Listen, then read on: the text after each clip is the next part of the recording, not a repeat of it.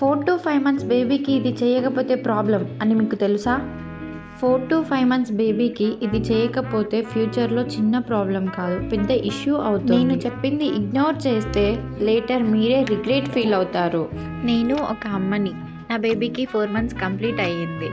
చాలామంది అనుకుంటారు బేబీ చిన్నగా ఉంది, ఇంకా టైం ఉంది అని. నేను కూడా అలానే అనుకున్నాను. నా బేబీని డే అంతా బెడ్ మీదనే ఒకే పొజిషన్లో ఉంచడం, టమ్మీ టైం, ఫ్లోర్ టైం అని పెద్ద ఇంపార్టెన్స్ ఇవ్వకపోవడం, ఇది నేను చేసిన మిస్టేక్. కొన్ని డేస్ తర్వాత గమనించాను బేబీ నెక్ స్ట్రెంగ్త్ చేయించలేదు.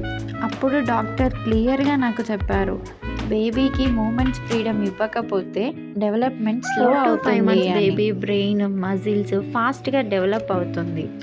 ఈ టైంలో బేబీకి టమ్మీ టైం, ఫ్లోర్ మీద free movement, neck and back strength practice ఇవ్వకపోతే లేటర్ సిట్టింగ్ అండ్ వాకింగ్ కూడా లేట్ అవ్వచ్చు. Daily minimum 2 to 3 times tummy చేయండి. బెడ్ కన్నా ఫ్లోర్ మీద సేఫ్ అండ్ బెటర్. టాయ్స్తో అట్రాక్ట్ చేయడం, బేబీని ఒకే పొజిషన్లో ఎక్కువసేపు ఉంచకూడదు. ఇది సింపుల్ కానీ చాలా ఇంపార్టెంట్. మన బేబీకి ఫ్యూచర్లో ప్రాబ్లం రాకుండా ఉండడం మన చేతిలోనే. 5 months బేబీలో చేస్తే వాళ్ళు స్ట్రాంగ్ అండ్ యాక్టివ్ అండ్ కాన్ఫిడెంట్గా పెరుగుతారు. మీరు కూడా ఈ మిస్టేక్ చేస్తున్నారా? అయితే వెంటనే చేంజ్ చేయండి. మదర్కి యూజ్ అవుతుంది. మీకు ఈ వీడియో నచ్చితే మీకు తెలిసిన మదర్స్కి షేర్ చేయండి, లైక్ చేసి ఫాలో చేయండి.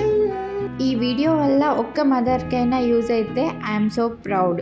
వీడియో ఎలా ఉందో కామెంట్ చేయండి. బాయ్.